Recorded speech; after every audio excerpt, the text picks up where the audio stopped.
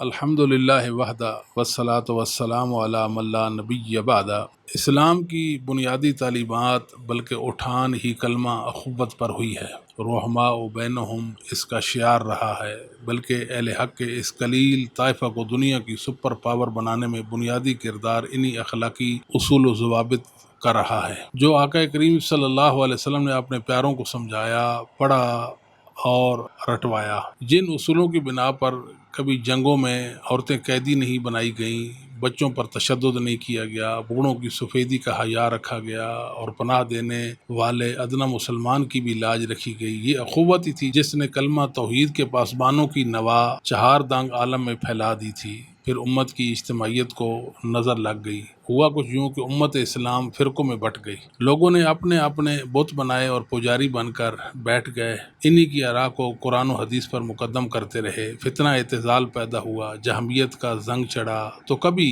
ارجاء و تکفیر کی دیمک چاڑنے لگی، کہیں اندھی تقلید نے اودھم مچائی تو کہیں خالص مادہ پرستی و عقل پرستی کا اژدہا منہ کھول کھڑا ہو گیا۔ سوال یہ ہے کہ اس کی وجہ کیا رہی؟ ہم نے عرض کیا کہ اس کی وجہ فتنوں کی ابتدار رہی۔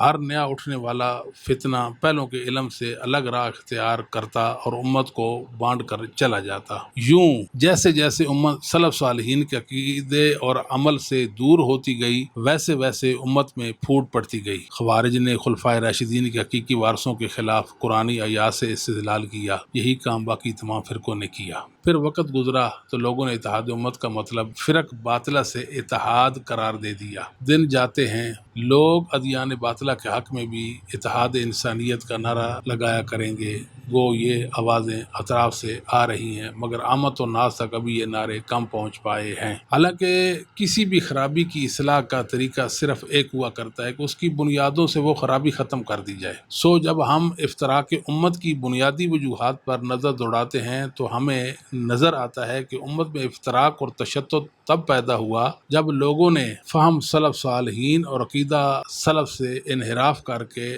اپنی الگ راہ نکال لی۔ تو اس کی جڑ وہی ہے، اس جڑ کو اکھاڑ کر پھینک دیں، سلف کے عقیدہ عمل کو حرز جاں بنا لیں، سلف صالحین سے اپنا تعلق استوار کر لیں، ائمہ محدثین نے شریعت کی جو تعبیریں پیش کی ہیں انہیں راہ عمل بنا لیں، سبیل مومنین سے سر منہ منحرف نہ ہوں، یوں تمام مسلمان اللہ اور اس کے رسول کی مراد پا لیں گے، امت وحدت کی لڑی میں پرو دی جائے گی۔ اس کے علاوہ اتحاد امت کا کوئی راستہ نہیں۔ گمراہی کے ساتھ اتحاد نہیں ہوا کرتا، گمراہی کی اصلاح ہوا کرتی ہے۔ اسی طرح باطل سے اتحاد نہیں ہوا کرتا بلکہ باطل سے جنگ ہوا کرتی ہے۔ ان کے ساتھ اتحاد عقیدۃ الولاء والبراء کے خلاف، یہ عقیدہ ایمان کی اساس اور بنیاد ہے۔ جو فرقے مسلک محدثین سے جدا ہیں وہ فرمان باری تعالیٰ وَاعْتَصِمُوا بِحَبْلِ اللَّهِ جَمِيعًا وَلَا تَفَرَّقُوا کے خلاف ہیں۔ دین الہی کے مقابلہ میں کوئی دین گھڑ لینا ہی فرقہ بندی ہے۔ جب تک لوگ اللہ تعالیٰ کے دین کے ساتھ چمٹے رہیں گے اللہ تعالیٰ ان کے دلوں میں محبت و مودت ڈال دے گا۔ اللہ تعالیٰ کا فرمان ہے وَاذْكُرُوا نِعْمَتَ اللَّهِ عَلَيْكُمْ إِذْ كُنْتُمْ أَعْدَاءً فَأَلَّفَ بَيْنَ قُلُوبِكُمْ فَأَصْبَحْتُم بِنِعْمَتِهِ إِخْوَانًا، آل عمران 103۔ اللہ تعالیٰ کی اس نعمت کو یاد کرو کہ جب تم باہم دشمن تھے تو اس نے تمہارے دلوں کو ملا دیا اور اس کی خاص نعمت سے تم بھائی بھائی بن گئے۔ ایک منہج اور ایک دین کو مضبوطی سے پکڑنے کا سب سے بڑا فائدہ یہ ہے کہ اتحاد امت پیدا ہو جاتا ہے۔ جو لوگ توحید باری تعالیٰ خصوصاً توحید الاسماء والصفات میں گمراہ ہیں، عقائد محدثین کو چھوڑ کر اہل کلام کے عقائد کو اختیار کرتے ہیں، اطاعت و فرمانبرداری چھوڑ کر تقلید کے راستے پر چل نکلے ہیں، ان کے ساتھ اتحاد کا کوئی معنی نہیں۔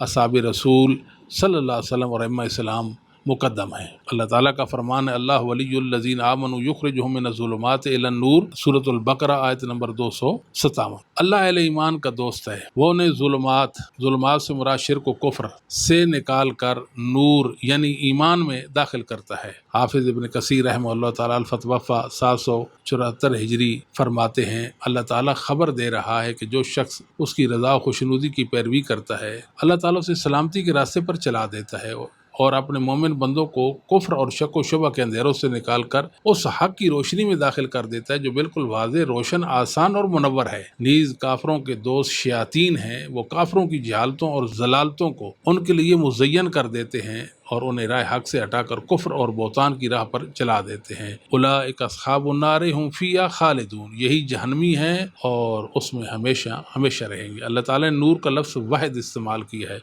ظلمات کو جمع کے لفظ سے ذکر کیا ہے کیونکہ حق ایک ہے، یعنی نور حق ایک ہے، اور کفر کی بہت ساری اقسام ہیں ظلمات جو ساری کی ساری باطل ہیں۔ تفسیر ابن کثیر جلد 1 صفحہ 685 ہے۔ اللہ تعالیٰ کا فرمان ہے وَلَا تَلْبِسُوا الْحَقَّ بِالْبَاطِلِ وَتَكْتُمُوا الْحَقَّ وَأَنْتُمْ تَعْلَمُونَ، حق کو باطل کے ساتھ گڈ مڈ مت کرو اور جانتے بوجھتے حق کو مت چھپاؤ۔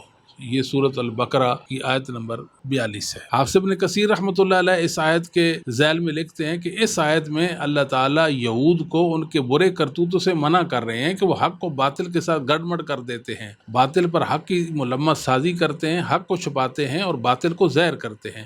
تو اللہ تعالیٰ نے انہیں دونوں اقدام سے بیک منع کر دیا اور انہیں اظہار حق اور اس کی صراحت اور وضاحت کرنے کا حکم دیا۔ تفسیر ابن کثیر جلد 1 صفحہ 245 ہے۔ اللہ تعالیٰ کا فرمان ہے وَأَنَّ هَذَا صِرَاطِي مُسْتَقِيمًا فَاتَّبِعُوهُ وَلَا تَتَّبِعُوا السُّبُلَ فَتَفَرَّقَ بِكُمْ عَنْ سَبِيلِهِ۔ سورۃ الانعام آیت نمبر 153 ہے۔ یہ میرا سیدھا راستہ ہے، اس کی پیروی کرو، دوسرے راستوں کی طرف مت جاؤ ورنہ اللہ تعالیٰ کے راستے سے بھٹک جاؤ گے۔ اللہ تعالیٰ فرماتے ہیں فَلَا تَقْعُدُوا مَعَهُمْ حَتَّى يَحُوزُوا فِي حَدِيثٍ غَيْرِهِ إِنَّكُمْ إِذًا مِثْلُهُمْ۔ سورۃ النساء 140۔ تم اس وقت تک ان کے ساتھ بیٹھک نہ کرو جب تک وہ گفتگو کا موضوع بدل نہ لیں، ورنہ تم میں اور ان میں کوئی فرق نہ ہوگا۔ حافظ علامہ قرطبی رحمہ اللہ المتوفہ 671 فرماتے ہیں انکم اذم مثلہم کے الفاظ دلالت کرتے ہیں کہ اہل معاصی جب معصیت کا پرچار کر رہے ہوں تو ان سے اجتناب واجب ہے، جو ان سے اجتناب نہیں کرتا وہ ان کی برائی سے راضی ہے، اور کفر پر راضی ہونا اور جانا بھی کفر ہے۔ تفسیر قرطبی جلد 5 صفحہ 418 ہے۔ اللہ تعالیٰ کا فرمان ہے فلا تقعد بعد ذکر مع القوم الظالمین، سورۃ الانعام 68۔ یاد آنے پر ظالموں سے کنارہ کشی کر لیجئے۔ حافظ ابن کثیر رحمۃ اللہ علیہ اس آیت کی تفسیر میں فرماتے ہیں آیات قرآنیہ میں تحریف کرنے والوں اور انہیں مطلب برآری کے لیے استعمال کرنے والے جھوٹوں کے ساتھ نہ بیٹھیے، اگر بولے سے بیٹھ جائیں تو یاد آنے پر کنارہ کشی کر لیں۔ تفسیر ابن کثیر جلد 3 صفحہ 278 ہے۔ ہمارے ہاں اہل باطل کی طرف سے اتحاد امت، وحدت امت، اتحاد بین المذاہب والادیان، اتحاد بین المسالک اور اتحاد بین المسلمین جیسے باطل نعرے بلند کیے جاتے ہیں۔ بعض کم علم ان کے ہم نوا بن جاتے ہیں۔ یہ کوشش دراصل انہدام اسلام کی کوشش ہے۔ اسلام کی بنیاد عقیدہ پر ہے، اس نعرے سے اسلامی عقائد پر زد پڑتی ہے۔ ویسے ہی کم علم اور ناسمجھ لوگ اہل باطل کی مجالس میں شرکت کرتے ہیں، وہ یہ نہیں سوچتے کہ اس سے اہل باطل، اہل ضلال اور اہل الحاد کی حوصلہ افزائی اور تحسین ہوگی، اس سے ان کے برے اقدام کی سنگینی کم دکھائی دے گی، عوام الناس پر اس کا برا اثر پڑے گا۔ اکثر ان مجالس میں شرکت کرنے والے ایک وقت کے بعد ان کے ہم خیال بھی بن جاتے ہیں، یا کم از کم حق اور باطل کے درمیان جو فرق ہے اسے ختم کر دیتے ہیں۔ بہانہ یہ تراشا جاتا ہے کہ ہم نے حق کو بیان کیا ہے، جبکہ وہ کتنی باتیں ایسی کہہ دیتے ہیں جس سے اہل باطل کی تائید ہوتی ہے۔ اہل حق کے لیے دعوت و تبلیغ کے میدان کھلے ہیں، ایسی مجالس میں شرکت کرنا اصلاً اسلام کی دعوت کو نقصان پہنچانا ہے۔ اللہ تعالیٰ کا فرمان ہے والذین لا یشہدون الزور، الفرقان 72۔ اللہ والے گناہ کی محفلوں میں شرکت نہیں کرتے، جہاں جھوٹ بولا جاتا ہے، جہاں جھوٹ کا پرچار کیا جاتا ہے، ان محفلوں میں اللہ والے شریک نہیں ہوتے۔ حافظ سیوطی رحمہ اللہ تعالیٰ المتوفہ 911 ہجری فرماتے ہیں اچھی طرح سمجھ لیں کہ سلف صالحین میں کوئی بھی ان خرافات میں شرکت نہیں کرتا تھا۔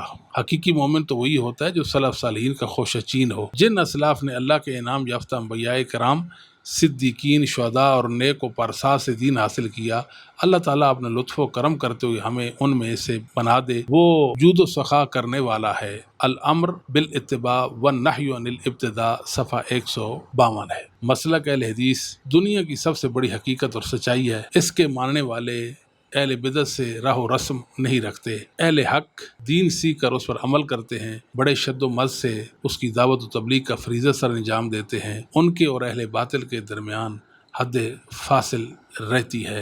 السلام علیکم ورحمۃ اللہ وبرکاتہ۔